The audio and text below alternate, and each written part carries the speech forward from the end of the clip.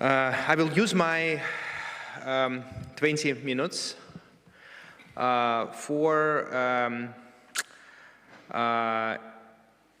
very brief, but I think very important introduction to the one of the important cases which have been mentioned already today. This is the war that is going on in Europe. We have I think attention shift in the recent weeks and months to the Middle East, but still the fact that the war is going on, and we have the largest, not only largest military conflict, but also the immense civilian suffering. And right now, it's very difficult, first of all, to measure what is the cost of this war. And unfortunately, this we don't have any point of the any end in sight, because currently the prospects of the peaceful settlement I think are very in the foreseeable future. There are basically three issues I would like to talk about today. So first, I would like to address the question whether crimes against humanity actually have been committed in the cause of the war of aggression, Russia's war of aggression against Ukraine. Currently, in the very broad debate over accountability for the crimes committed in this war, crimes against humanity are not prioritized, I would say. So there is very little discussion about crimes against humanity.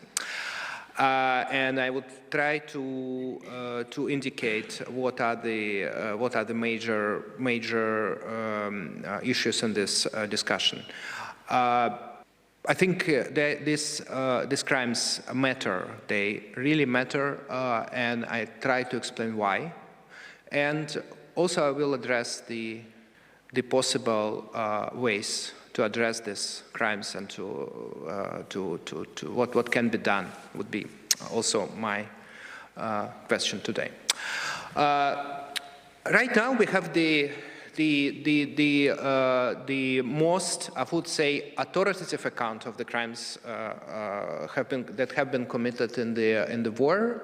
It's of course the very long war that started almost 10 years ago in 2014, and I argue that some of the crimes against humanity can be traced back to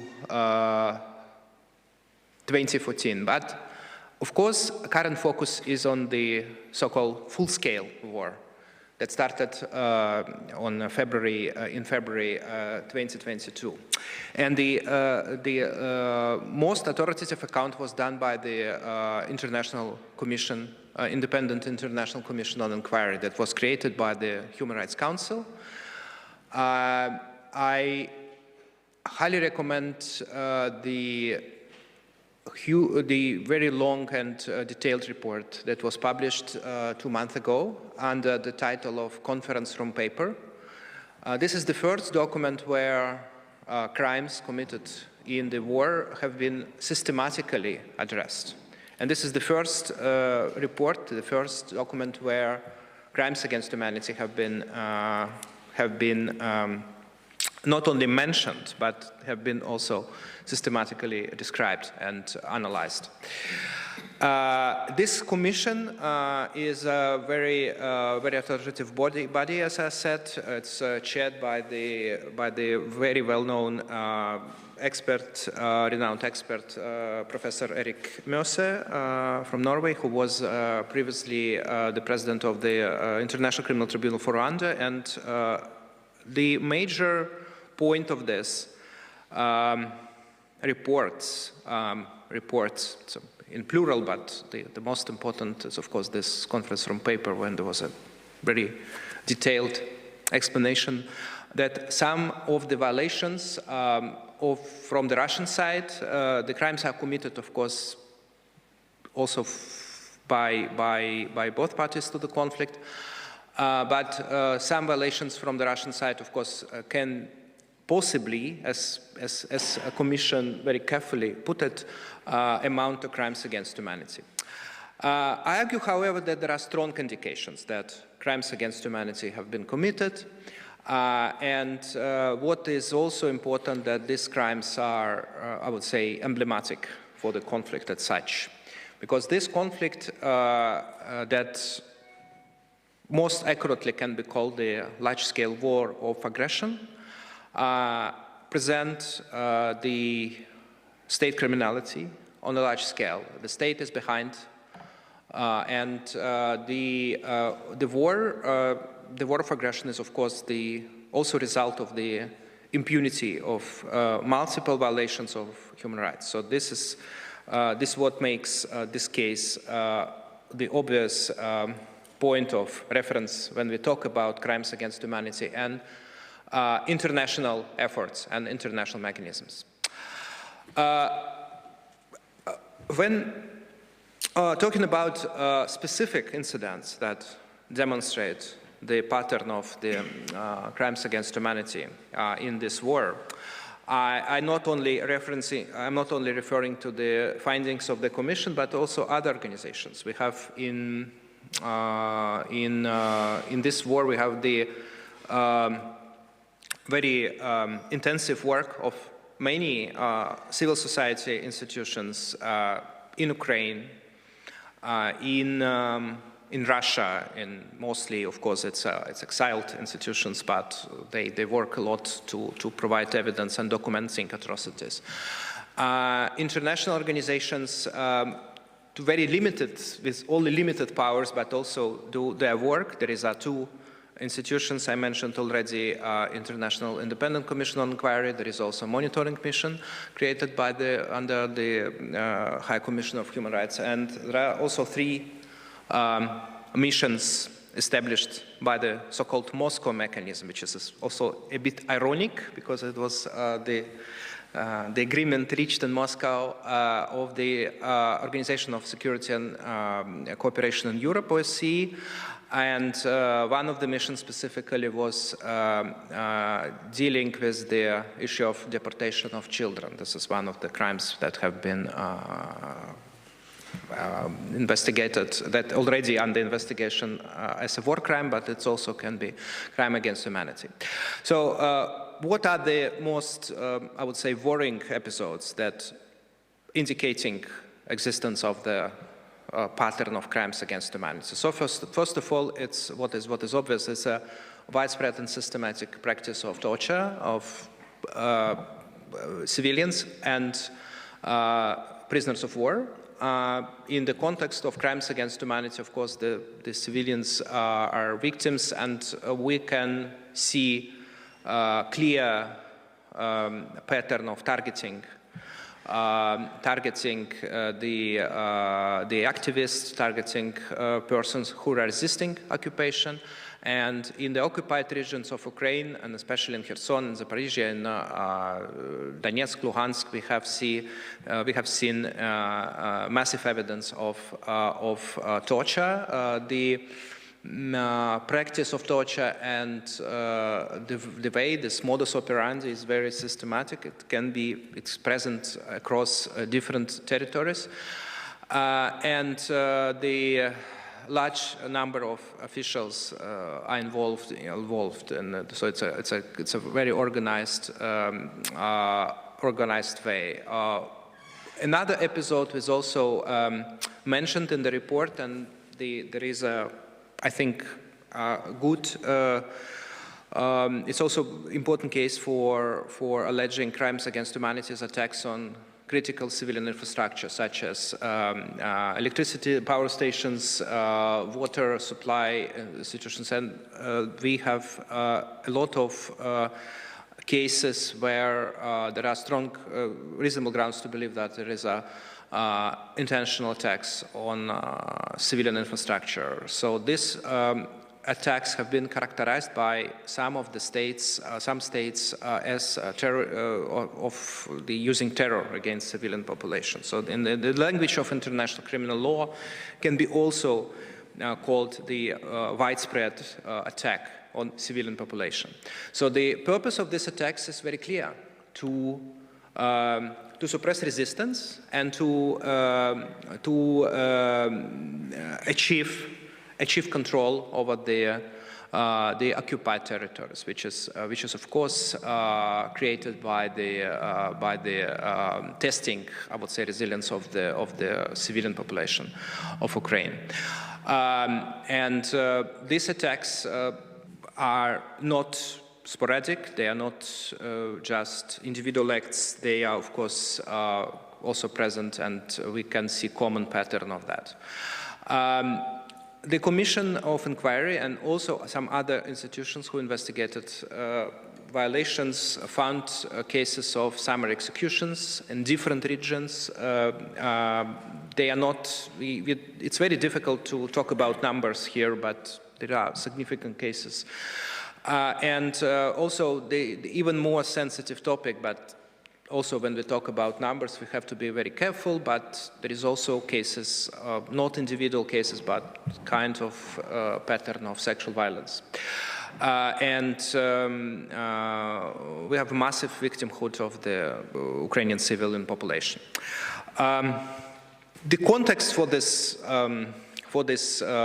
crime against humanity, and this is lots about contextual elements when we talk about them, because it's obvious difficulty to characterize specific atrocity as crimes against humanity. There is a temptation to use the easiest way to attribute it to the violation of IHL, the war crime, basically. But here in this case, we have not only example of the political context and the obvious state policy, but we also have the unique connection and unique fusion of the two crimes under international law, the crime of aggression and crimes against humanity.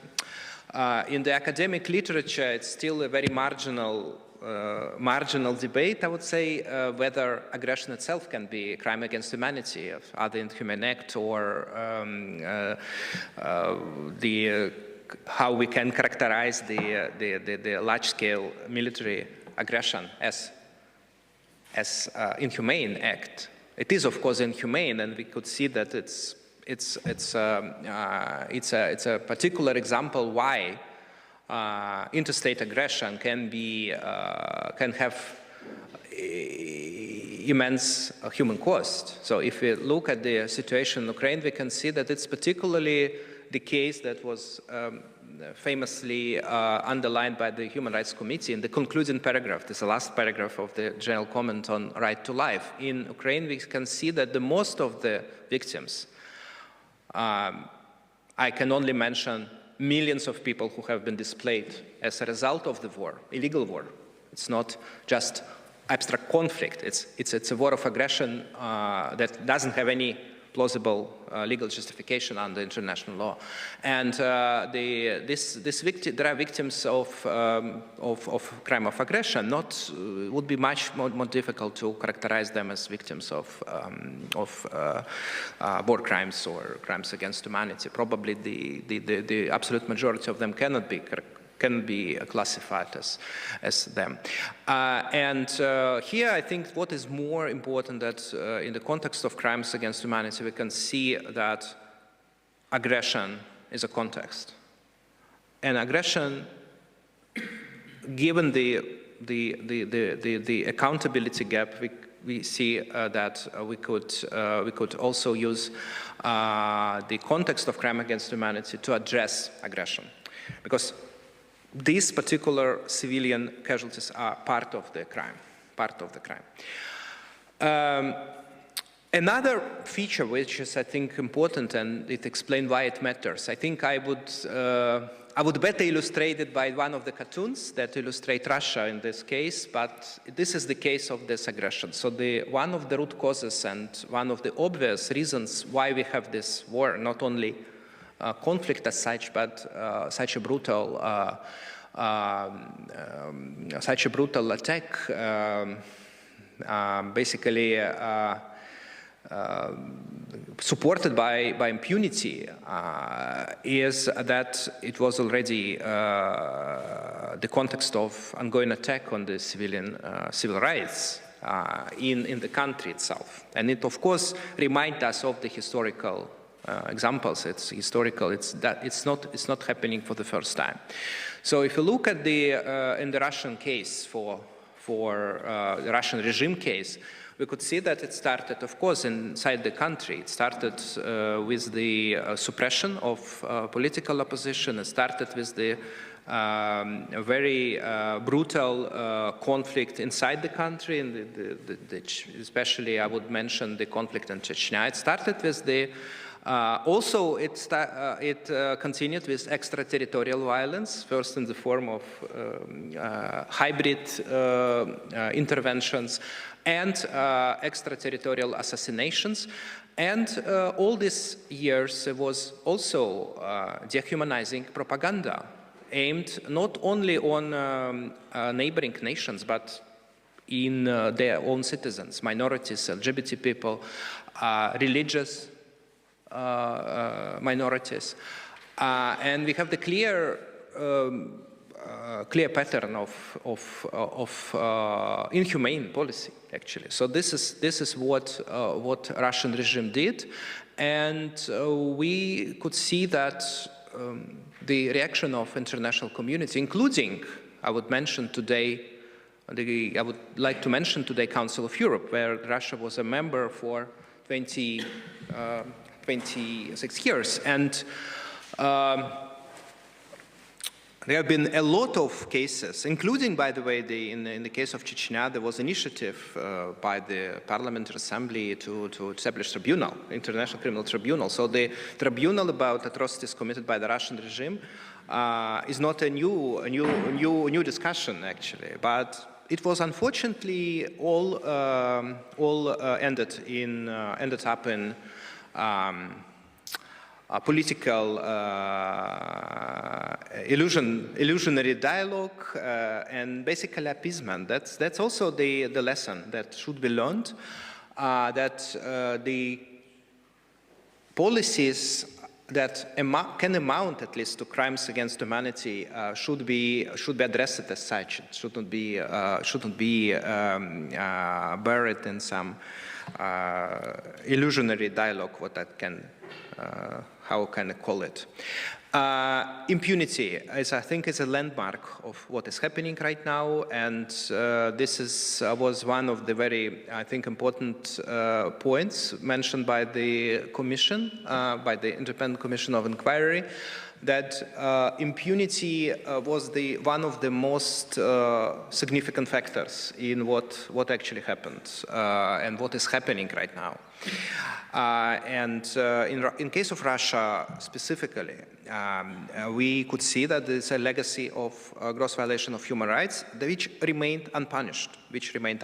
And the reasons for that, in particularly that crimes against humanity that are, I think, emblematic for the whole range of human rights violation and atrocities remained a bit unknown in the region. So for many historical and political reasons, this region was specifically, crimes against humanity are not part of vocabulary, they're not part of legal lexicon. And this can be illustrated by actually by all states involved in the conflict. Currently, states that have primary jurisdiction over the crimes committing in the conflict, I mean Ukraine, Russia, Republic of Belarus, under different jurisdictional grounds, they all don't have any provision that define, for example, crimes against humanity. Crimes against humanity are not a part of legislation, but most significantly, they are not part of the legal culture in the states. When we talk today, for example, about the prosecution under International Criminal Court that has jurisdiction over crimes against humanity in the conflict,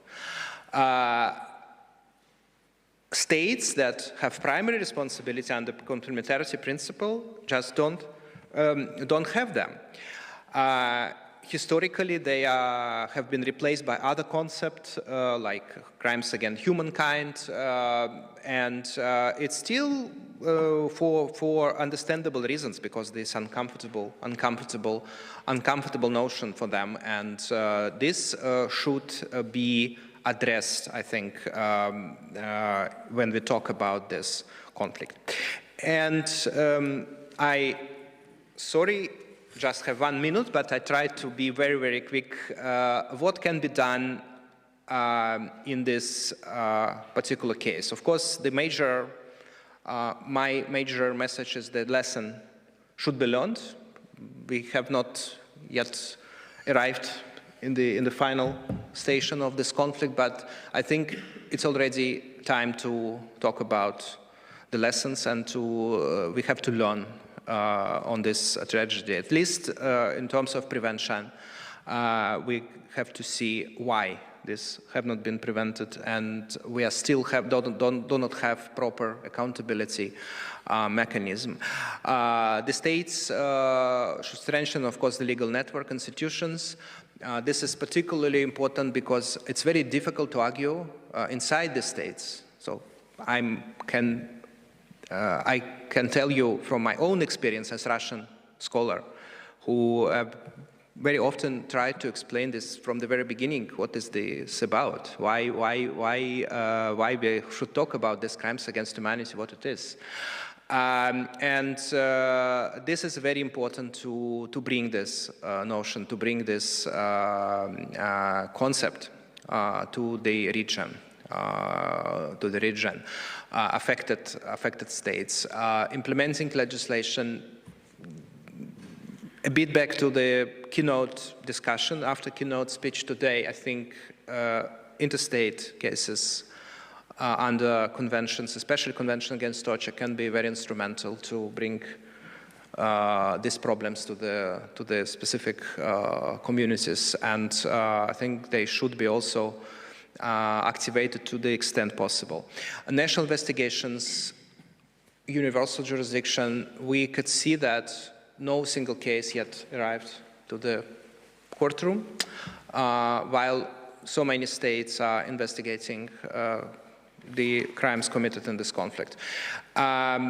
International Criminal Court is also central institution here, and again, 2 arrest warrants. We have not seen them. We have not read them so far. And crimes against humanity should be properly addressed also by this investigation. This is very worrying that in the investigation, which was a huge investment from many states, funding and all kinds of support, we have not had results visible to the affected communities. And raising awareness, this is what I hope we today can achieve, at least in this room, and thank you for your attention. Sorry for 2 additional minutes. Thank you very much.